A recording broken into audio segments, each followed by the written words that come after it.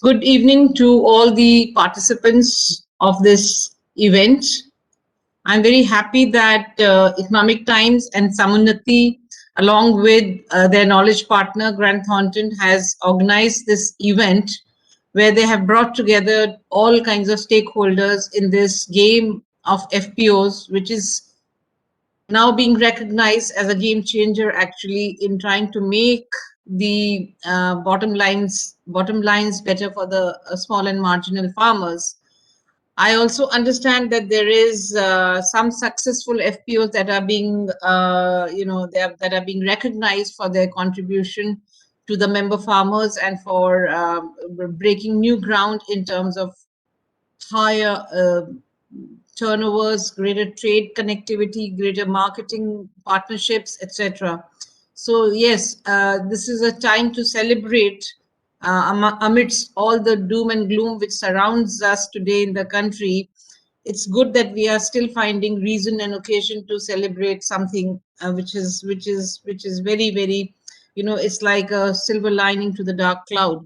So congratulations to the hosts and the participants for organizing this and for allowing me to have a little word in this event. You see, I'm also told that there have been a series of panel discussions along the day, through the day, and they have both been in terms of uh, how technologies can play a role in making farming sustainable, how capital formation or how access to capital can change the game for the farmers, as well as how the 10,000 FPOs that the government is piloting will be a big a boost to the rural economy. So these panel discussions, I'm sure, would have had a very close look at the new architecture also that we have, designed in terms of experiences gained over the years with different types of FPOs that have been created in the country. We are currently having already, before the 10,000 FPO scheme could take off, there were already anything between 5 to 7,000 FPOs in the country, different data, different people, different organizations have different types of data, but closer to 7,000 FPOs in the country, out of which roughly I would say 50 to 60% are doing good business. Some are struggling and some are not taking off the ground.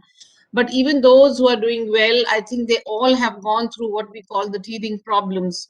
And those problems have provided an opportunity for people to watch and observe them and learn from them and design something which would address those very concerns which have been identified as inhibitors of growth. So I think that way, this evidence-based approach that has been now undertaken for the purpose of steamrolling the new scheme comes into very handy. And typically we are aware that, whether it is in terms of uh, inputs where the cost of production can come down for member farmers, or it is in terms of marketing linkages, forward linkages, or even it is in terms of risk mitigating tools. When these things come together, when you have a reduced cost of production, you have risk mitigating measures in hand, and you have marketing tools in hand, marketing tie-ups in hand, whether it is also in terms of the insurance, crop insurance, or it is in terms of having access to contract farming systems, and therefore having assured market for your produce, they would play a very synergistic role in terms of providing much needed improvements and higher realizations for the farmers, and therefore greater profitability, and therefore also better standards of doing agriculture and better standards of living in the country. I feel that there has been a lot of progress in the field of agriculture in the last many years, but of course it has been sporadic and it has been, regionally biased. There have been certain pockets which have done very well, there have been others which haven't done well, and with 85% of the population, 85% of the farming communities being small and marginal farmers, it is but natural that special attention should be placed on how we can better the lot of the small and marginal farmers. And to that extent, I think uh, the the thought of having more and more farmer producer organizations aggregating farmers into, one unit, whether it is 300 farmers or 1000 farmer or even 5000 farmers, that really depends on who's promoting it. But the moment you look at aggregation of farmers, you look at improved bottom lines, because then it means that you are having a higher, a greater bargaining power.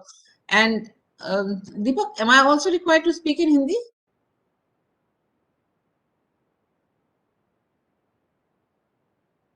Okay.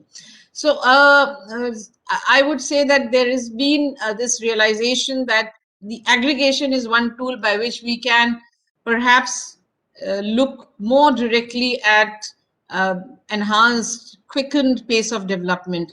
Instead of allowing the slow moving sector of agriculture to take its own course and, reap the benefits of technology, perhaps the time to intervene in a big way has come, whether it is in terms of risk mitigation, or it is in terms of technology, or it is in terms of linkages with credit, easy access to and timely access to credit. All these things come together, only then the small and marginal farmer stands to benefit. And typically, one of the ways that has been identified is to aggregate them through the farmer producer companies. And different promoters of farmer producer companies have followed different paths towards the development of farmer producer organizations. So while SFAC or other government agencies have followed one route of promoting farmer producer companies, the multilateral organizations have followed another methodology, and also trusts and societies and private sectors, corporates have followed another methodology of this thing. But there are commonalities in all of them, and they would really, all of them touch upon how to reduce the cost of production and how to improve the bottom lines. Of course, there tends to be a little more weight in the government promoted schemes, which is in terms of the output, how many people you trained and how many marketing plans you made and how many, that kind of an approach where you are measuring your performance vis-a-vis the interventions that you had with the FPOs.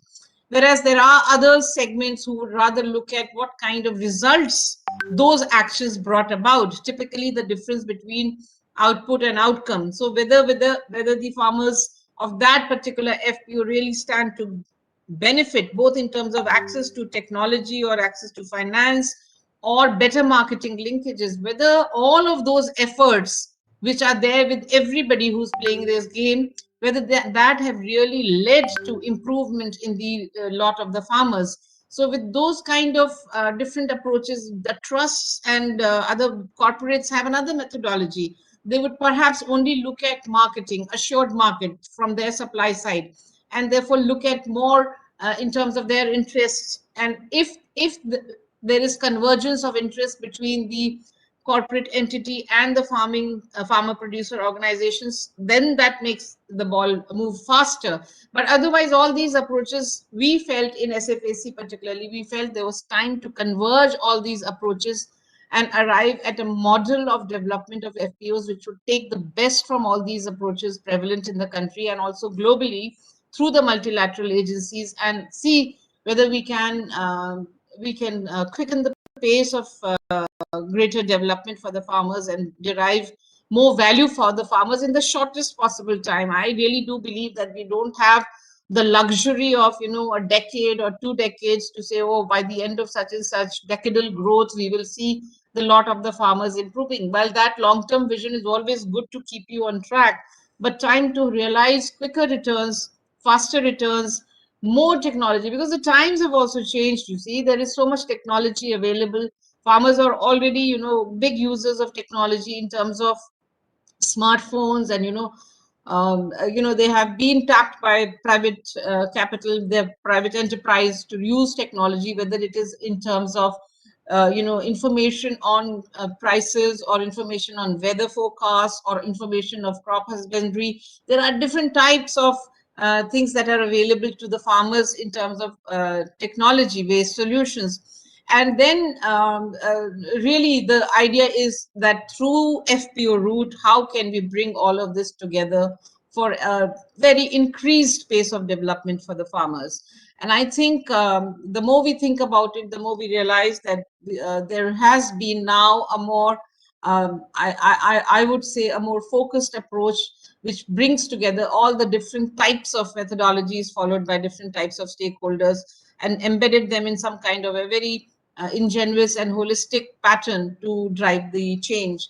And the 10,000 FPO scheme is really an example of that, how it is being pushed and how we have created the new mechanism of the cluster-based business organizations, which is again derived from all the experiments that took place in the country through the multilateral agencies. And even Grant Thornton, for that matter, they did one project for us for 30 FPOs. And I'm happy to say this, that the experience, that experiment, that pilot project was absolutely brilliant, and we derived some very good results from it. And we brought out a publication also for that. And I would request Grant Thornton to share that publication with all the stakeholders. But we also need, beyond just this experiment, beyond just this pilot project that we in SFAC did, we need to bring together a lot of success stories to see how they can be of real help to the farming communities, to the farmer producer organizations, both in its infancy. Because also remember that I have seen that if one takes too long to deal with the teething problems, you really never come out of it. So even the teething problems need to be addressed in the quickest possible time, and with approaches that have stood the test of time, and which have, which are evidence based, as I keep saying. And therefore I think the sooner that we roll out this CBBO's intervention in terms beyond just the registration of FPOs. Right now, we are just struggling with registration of new FPOs. All the stakeholders, all the implementing agencies that have been identified, there are about 8 or 9 implementing agencies which the Ministry of Agriculture has identified for the rollout of the program for 10,000 FPOs, and SFAC is one of the implementing agencies, as well as the nodal agency for this, and the National Project Management Agency is also housed in SFAC. So we have to push beyond what we have tried to achieve in the last quarter of the last year. And I do understand that the times are very bad, very trying, and I think health and survival is of paramount importance to every stakeholder present over here. But as and when the situation eases, and even while we work from home and do a lot of work through webinars and seminars, I think what we really need to look at is what beyond registration, and where does that capacity come from, where we can bring together organizations like Samunnati. They are partners in this webinar, and they have been doing a great deal of work in terms of making capital available to FPOs. And I think we need more Samunnatis. We need to partner more such organizations so that more and more credit flows to the farming communities and they are able to reap the benefits. Just creating an FPO will not change anything. They need to look at inputs. They need to look at their marketing. They need to look even at aspects of technology in terms of what crops they choose, what breeds and seeds and varieties that they choose, and where is that technology going to come from, and at what cost is it going to come for. And unless we have all these pieces of the jigsaw puzzle falling in place quickly, and even during this pandemic situation, we might still lag behind. And that is what scares me, that we have to pull our socks up again, once again, and push to such an extent that we start bringing every stakeholder together to benefit the farmers. Big corporates, big people who are into either just retailing the commodities or into processing beyond primary processing. I keep taking the name of garlic flakes in Rajasthan, creating dehydrated onions, and having a lot of similar commodities available off season, and how to increase the shelf life post harvest. And all of these things, unless we have processing and unless we have the new technologies coming in, a blockchain, for example, we will again, perhaps, a few years down the line, think that we were seriously impacted by the COVID and we probably didn't rise. So my request to everybody and my own effort in this direction would be to bring these different elements together through the FPOs and see how each of our CBBOs is empowered is got the capacity to push forward on these assigned roles as per the policy, and how we can bring our you know, reach the objective in the quickest possible time. I mean, this is embedded with the overall objective of doubling farmers' incomes. But beyond that, I think it is also about sustainability. It is also about making sure that the children of farmers who are now very reluctant to get into farming, and they want to come to the cities to earn their livelihood, and we have seen how cities have collapsed under the pressure of this kind of, you know, pandemic. So I think we need to create more job opportunities in the rural areas for these children of farmers, whether through CBBO employment or through farming itself, where they have even, you know, how to make small parcels, fragmented parcels of land more remunerative for the farmers through the FPO route is the challenge that we face today. And I think sociologically speaking, if we are able to create community of employment generators within the rural setup, that would be such a big contribution to the development of the country.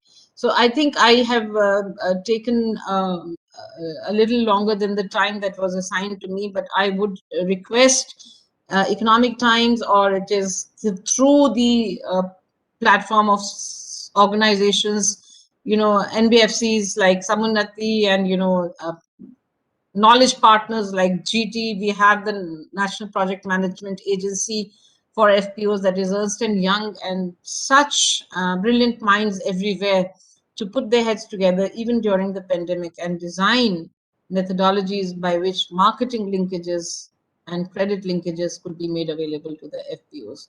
And I'm so glad that we have had this opportunity to interact with each other, and the solutions that have come out through the day-long deliberations will also be documented and shared with everybody.